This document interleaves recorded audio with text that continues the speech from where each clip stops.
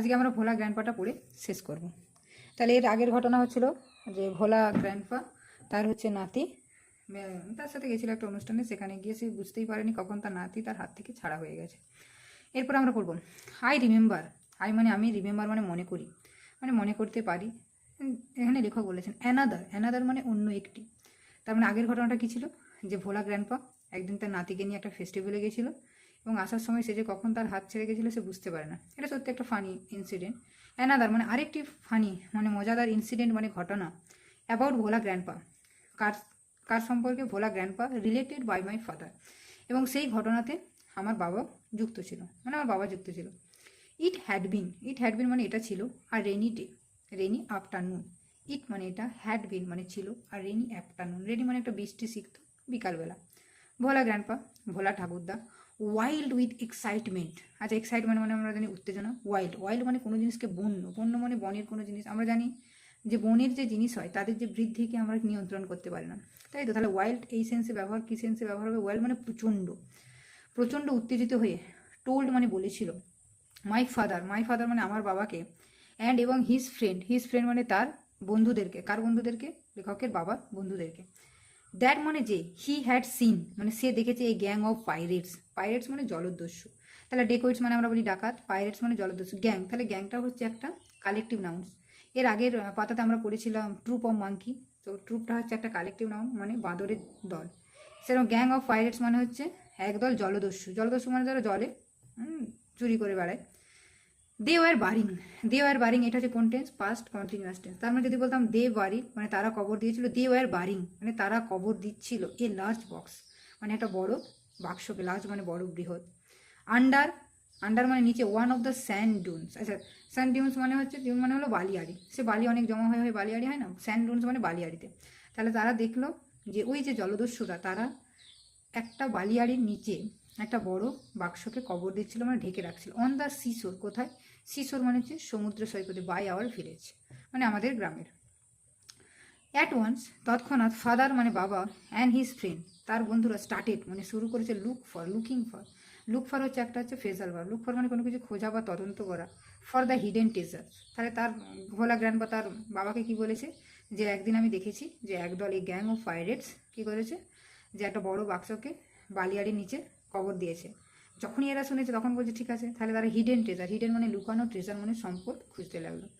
Evening passed on to night, তাহলে কখন বলেছিল? আফটারনুনে। তারপরে সেটা ইভিনিং হলো, ইভিনিং পাস্ট অন মানে পেরিয়ে গেলে টু নাইট দিয়ে শেষে রাত এলো। মুনলাইট, মুনলাইট মানে কি?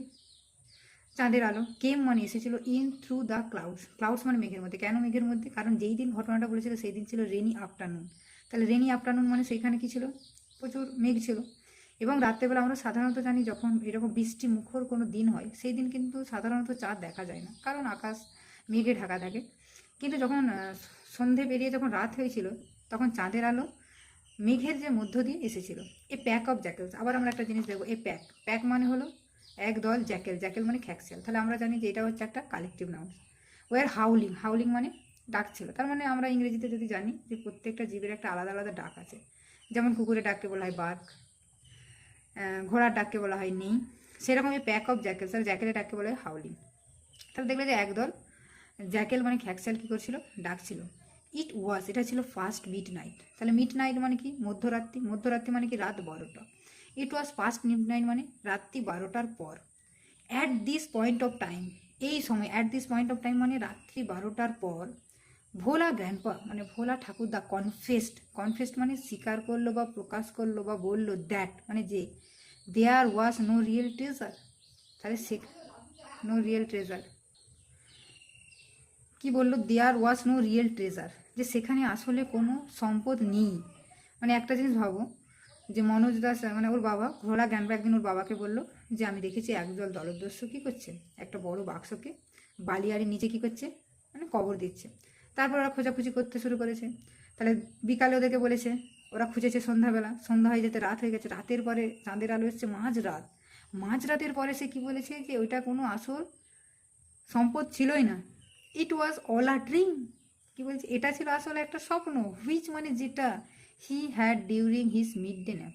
হি হ্যাড মানে তার ছিল, ডিউরিং মানে কখন, ডিউরিং মানে চলাকালীন, হিজ মানে তার মিড ডে ন্যাপ। ন্যাপ মানে হচ্ছে একটা শর্ট রেস্ট, এবার ন্যাপ মানে মানে দুপুরের যে একটা তন্দ্রা সেটাকে বলা হয়, মিড ডে মানে দুপুরবেলা। তাহলে সে এটা একটা কী করেছিল, একটা স্বপ্ন দেখেছিল, কখন, যখন দুপুরবেলা সে মানে ঘুমাচ্ছিল, রেস্ট করছিল। ওয়ান্স মানে একবার, ভোলা গ্র্যান্ডপা হ্যাড মানে ছিল a great adventure in the Sundarban. তারপরে বলছে যে সে সুন্দরবনে একটা বিশাল অ্যাডভেঞ্চারে গিয়েছিল। ইন দোজ ডেজ মানে সেই দিনগুলোতে রয়্যাল বেঙ্গল টাইগার্স মানে রয়্যাল বেঙ্গল টাইগার মানে রয়্যাল বেঙ্গল টাইগার মানে বাংলার যে বাঘ, ফ্রিলি মানে মুক্তভাবে রোম, দেখো বানানটা দেখো আর ও এম, রোম, রোম মানে ঘোরাঘুরি করে, রোম মানে ঘোরাঘুরি করছিল। দ্য ডেন্স মানে গভীর, যেমন ডিপ, গভীর মানে আমরা জানি যে ওই সব সুন্দরবনের জঙ্গল অনেক গভীর হয়, সেই ক্ষেত্রে ডেন্স ইউজ করেছে। জঙ্গলস মানে জঙ্গল অফ দ্য সুন্দরবনস। তাহলে এরপর ভোলা গ্র্যান্ডপা কোথাকার অ্যাডভেঞ্চার বলছে, সুন্দরবনে। সেই সময় কী করছিল, কোন সময়ের গল্প বলছে, যে যেই সময়ে একটা রয়্যাল বেঙ্গল টাইগার ফ্রিলি ওই গভীর জঙ্গলে, কার গভীর জঙ্গলে, সুন্দরবনের গভীর জঙ্গলে ঘোরাঘুরি করছিল। পিপিল মানে লোকেরা, কোথাকার লোকেরা, সুন্দরবনের লোকেরা। টু কেয়ার মানে যথেষ্ট যত্নশীল ছিল। টু মুভ মানে নড়াচড়া, এক জায়গা থেকে অন্য জায়গা, মানে এক জায়গা থেকে অন্য জায়গায় যেতে যথেষ্ট সাবধানে। অ্যাবাউট অনলি ইন গ্রুপস, কীভাবে যেত, দল আকারে। পার্টিকুলারলি বিশেষত আফটার সানডাউন মানে সূর্যাস্তের পর। তাহলে লোকেরা কী করতো, যথেষ্ট যত্ন সহকারে কীভাবে যেত, গ্রুপে যেত। এমনকি যদি সানডাউন মানে সূর্যোদয়ের আগে, সূর্যাস্তের আগে হয়তো বা তারা যেত, কিন্তু সূর্যাস্তের পরে তারা একদম কেউ একা যেত না। কারণ এটা আমরা জানি, যদি বাঘ, টাইগার, লায়ন এসব আমরা যদি কবলে পড়ি, তাহলে আমাদেরকে গ্রুপে যেতে হয়। ওয়ান ইভিনিং একদিন সন্ধ্যাবেলা, ভোলা গ্র্যান্ডপা ওয়াজ রিটার্নিং মানে ভোলা গ্র্যান্ডপা ফিরছিল ফ্রম দ্য উইকলি মার্কেট মানে সাপ্তাহিক একটা বাজার, মানে যেখানে সপ্তাহে বাজার করে বা বাজার বসে। সাডেনলি হঠাৎ করে অ্যাট আ ডিস্ট্যান্স মানে একটু দূরে, অফ অ্যাবাউট 5 ইয়ার্স মানে হচ্ছে গজ, 1 গজ, 5 গজ দূরত্বে, বিহাইন্ড মানে তার পিছনে, তার মানে ভোলা গ্র্যান্ডপা ফিরে আসছে, তার প্রায় 5 গজ পিছনে, হি হার্ড সে শুনলো দ্য গ্রাউল। এবার আমাদেরকে আগে যেমন বললাম যে জ্যাকেলের ডাকে বলে হাউলি, তাহলে রয়্যাল বেঙ্গল টাইগার ডাকে বলে গ্রাউল। তাহলে সে কী শুনতে পেলো, একটা growl of royal Bengal tiger, মানে রয়্যাল বেঙ্গল টাইগারের ডাক শুনতে পেলো। ভোলা গ্র্যান্ডপা টার্ন, তাহলে রয়্যাল বেঙ্গল টাইগারটার পিছনে ছিল, সে পিছনে ঘুরলো, অ্যান্ড ফাউন্ড এবং দেখলো দ্য ব্রাইট গেজ। আচ্ছা বানানটা GAJD, গেজ মানে হচ্ছে একদৃষ্টে তাকানো থাকা, তাই তো? কিন্তু এরই যদি বানানটা হয়ে যায় GR, যদি হয়ে যায় GRAJD, এর মানে হলো চড়া, বলে না গরুগুলি মাঠে চড়ছে, তাহলে কি হবে, the cows are grazing in the field. কিন্তু এখানে গ্রেজ মানে হলো একদৃষ্টে তাকিয়ে থাকা। তাহলে ভোলা গ্র্যান্ডপা টার্ন যখন ঘুরলো, ফাউন্ড দেখলো the bright gaze of the tiger on his face. সে কি দেখতে পেলো, অ্যান্ড ফাউন্ড এবং খুঁজে পেল মানে দেখলো দ্য ব্রাইট গ্রেজ, ব্রাইট মানে একটা উজ্জ্বল, মানে এক দৃষ্টে তাকিয়ে আছে, অফ দ্য টাইগার, কার, ওই অন হিজ ফেস, তার মুখে। তাহলে ঘটনাটা কি হলো, যে একদিন ভোলা গ্র্যান্ডপা মানে ভোলা ঠাকুরদা একটা সাপ্তাহিক বাজার করে ফিরছিল, হঠাৎ করে তার পিছনে প্রায় 5 গজ দূরে, যে 5 ইয়ার্স বিহাইন্ড, সে কি শুনতে পেল, রয়্যাল বেঙ্গল টাইগারের ডাক। তখন ভোলা গ্র্যান্ডপা সেই দিকে ফিরল, এবং তখন সে ওই বাঘের মুখে কি দেখতে পেল, একটা হচ্ছে চকচকে একটা দৃষ্টি, কার দিকে তাকিয়েছে, ভোলা গ্র্যান্ডপার দিকে। ভোলা গ্র্যান্ডপা মানে ভোলা ঠাকুরদা ইনস্ট্যান্টলি মানে তৎক্ষণাৎ, ক্লাইম্ড আউট মানে চড়ে গেল, নিয়ার বাই বেনিয়ান ট্রি, তাহলে আগে ছিল বকেল ট্রি মানে দুটো গাছ, বেনিয়ান ট্রি কিসে চললো, বেনিয়ান ট্রি মানে বট গাছে। হঠাৎ করে যখন বট গাছে চলেছে, দ্য টাইগার রোড, টাইগারটা কী করলো, জোরে জোরে চিৎকার করলো, অ্যান্ড এবং সার্কেল দ্য ট্রি, সার্কেল মানে আমরা জানি গোল, সার্কেল দ্য ট্রি মানে ওই গাছটার চারিদিকে গোল গোল হয়ে ঘুরতে, অ্যাবাউট 100 টাইমস, প্রায় 100 বার মানে অনেকবার, 100 টাইমস মানে অনেকবার। তা তখন টাইগারটা কী করলো, চিৎকার করলো এবং ওই গাছটার চারিদিকে গোল গোল গোল করে অনেকবার ঘুরতে থাকলো। দেন তারপরে ইট সেটেল ডাউন, তারপরে এটা নিজে আশ্রয় নিল আন্ডার এ বুশ, মানে একটা ঝোপঝাড়, বুশ মানে হচ্ছে ঝোপঝাড়, without taking it eyes of him, without মানে ছাড়াই, টেকিং নিয়ে, ইট আইজ এর চোখগুলো অফ হিম। তার মানে যখনই ভোলা গ্র্যান্ডপা টাইগারটাকে দেখলো, সে কিসে চড়ে উঠলো, বেনিয়ান ট্রিতে। টাইগারটা তখন চিৎকার করলো এবং সেই গাছের চারদিকে গোল গোল করে বারবার ঘুরতে লাগলো। তারপরে টাইগারটা কী করলো, একটা ঝোপের নিচে আশ্রয় নিল, কিন্তু ঝোপের নিচে আশ্রয় নিলেও তার চোখগুলো কার দিকে ছিল, ভোলা গ্র্যান্ডপার দিকে। উইথ নাইটফল মানে রাত্রি হলো, কতগুলো আমরা কথা বলছি, সানডাউন মানে সূর্যাস্ত, নাইটফল মানে যখন রাত্রি এলো, দ্য ফরেস্ট গ্রিউ ডার্ক, কারণ আমরা জানি যে জঙ্গল প্রচুর গভীর হলে সেখানে সূর্যের আলো কম পৌঁছায়, তাই তো? তাই গ্রিউ ডার্ক মানে ফরেস্ট গ্রিউ ডার্ক, ফরেস্ট মানে জঙ্গলটি, গ্রিউ মানে হয়ে গেল ডার্ক মানে অন্ধকার, অ্যান্ড সাইলেন্ট এবং চুপচাপ। ভোলা গ্র্যান্ডপা কুড হিয়ার মানে ভোলা গ্র্যান্ডপা শুনতে পাচ্ছিল, দ্য টাইগার বিটিং, টাইগার মানে বাঘটি, বিটিং মানে আঘাত করছে, ইটস টেল এর লেজটিকে, অন দ্য ড্রাই লিভস কিসে, শুকনো পাতার উপরে, আওয়ার্স পাস। তাহলে সে যখন রাত্রি হলো তখন ফরেস্ট কেমন হয়ে গেলো, অন্ধকার হয়ে গেলো এবং চুপচাপ। তখন ভোলা গ্র্যান্ডপা কী শুনতে পেলো, যে টাইগারটা তার লেজটাকে ওই যে শুকনো যে পাতা তাতে ঘষছে, আওয়ার্স পাস্ট মানে ঘন্টা, মানে বয়স অনেকটা সময় পেরিয়ে গেল। ডন ব্রোক, ডন মানে কি ভোর, ভোর হলো, with the cooing of the doves মানে ঘুঘু পাখি ডাকে, cooing of the doves. Bhola grandpa came down, তখন ভোলা গ্র্যান্ডপা নেমে এলো।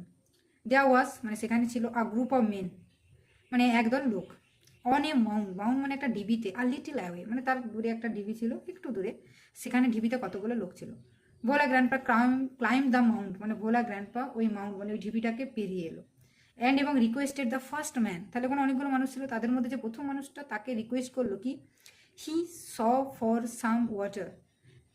ফার্স্ট ম্যান হি স মানে সে দেখতে পেলো যে মানুষটাকে, প্রথমে তাকেই বললো for some water to drink, মানে কিছুটা পান করার জন্য জল দিতে। দ্য ম্যান হ্যাড সিন মানে মানুষটি দেখেছিল দ্য টাইগার ওয়েটিং, কারণ আমরা জানি ভোলা গ্রামে বলেছিল ও যখন মানে গাছে চড়েছে তখনও টাইগারটা ওই আছে, তাহলে ও কি দেখেছিল যে টাইগারটা অপেক্ষা করছে।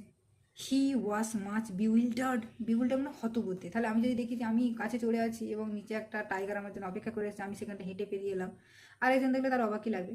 What is your secret, what মানে কি, ইজ মানে হয়, ইউর মানে তোমার, সিক্রেট মানে গোপনীয়তা, দ্যাট মানে যে, ইউ সিম্পলি তুমি সাধারণভাবে ওয়াক মানে হেঁটে এলে, পাস্ট দ্য হাংরি বিস্ট মানে ওই ক্ষুধার্ত পশুটিকে, অ্যান্ড ইট ডিড নাথিং এবং এটা তোমাকে কিছুই করলো না।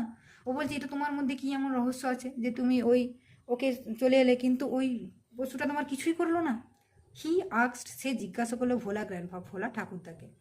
The tiger was stretching, stretching মানে মানে উন্মোচন করা, মানে প্রসারিত করছিল ইট লিম্স, লিম্স মানে অঙ্গ প্রত্যঙ্গ, অ্যান্ড ইয়নিং, ইয়নিং মানে হাই তুলছিল টাইগারটা।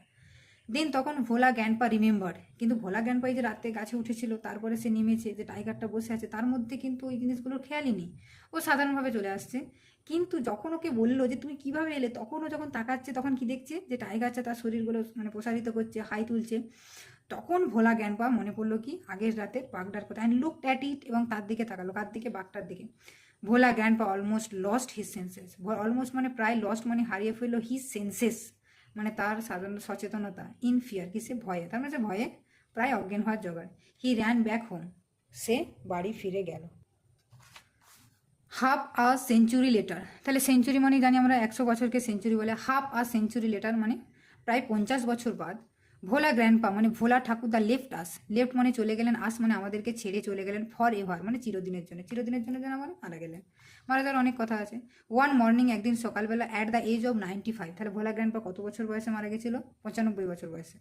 হিজ 80-year-old ওয়াইফ, তাহলে তার স্ত্রীর বয়স করছিল 80 ইয়ার মানে 80 বছর। ল্যামেন্টেড, আচ্ছা ল্যামেন্ট মানে আমরা জানি ক্রাই মানে চিৎকার করে কাঁদা, উইপ মানেও কাঁদা, ফুপিয়ে কাঁদা, ল্যামেন্টেড মানে কেউ মারা গেলে তার শোকে, একটা শোক মানে শোকের যে কান্না, ল্যামেন্টেড মাছ মানে খুব কাঁদলেন।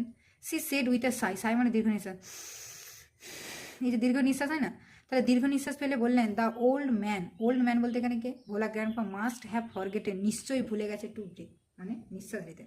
তাহলে 95 বছর বয়সে যখন ভোলা গ্র্যান্ডপা মারা গেলেন, তখন তার 80 বছরের স্ত্রী কি বললেন, যে হয়তো ভোলা গ্র্যান্ডপা যে নিঃশ্বাস নিতে ভুলে গেছে তাই সে মারা গেছে।